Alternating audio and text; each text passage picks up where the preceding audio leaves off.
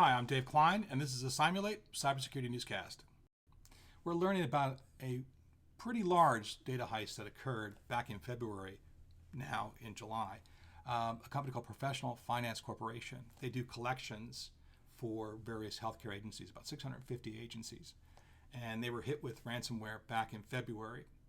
They notified the 650 companies that they work for of the data breach in May, 2 months later, as well as the people who were affected. But we're not finding out until now, until July.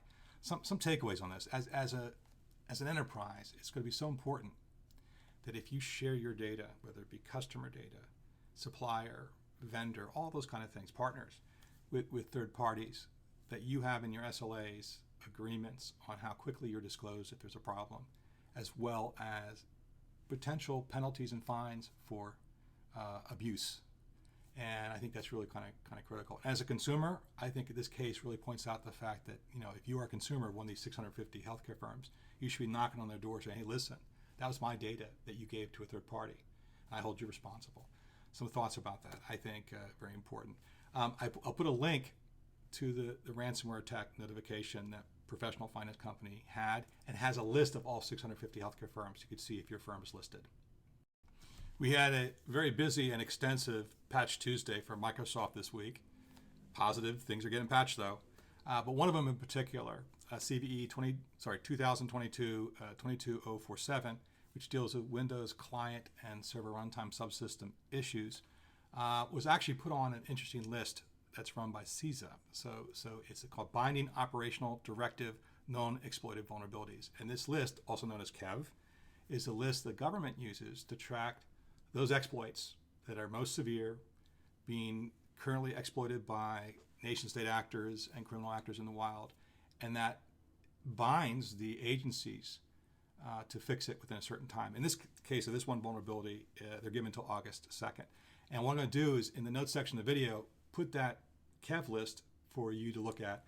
As enterprises, if you're not a U.S. federal government agency, it's important to see what they think is important. And could be just yet another thing you use to help you discover, track, test against your vulnerabilities, and find first and third party mitigating controls to protect against them between patching cycles. I'll put that link in the notes section of the video.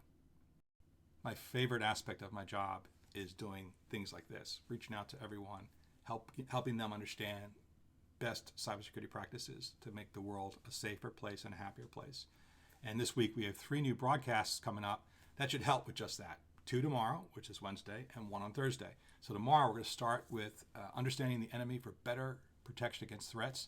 It'll be myself and cybersecurity researcher from Cymulate, Dan Lashitskin, as we discuss taking enemy actor techniques, tactics, and procedures, synthesizing them to do better testing to make sure that your enterprise is safe from these kinds of attacks. The second one on tomorrow is going to be how to automate, customize, and scale your red team activities with red team expert and simulator Jessica LeBove. So she'll be joining me, and we'll be going through that and doing some demos as well. It should be really kind of cool and fun.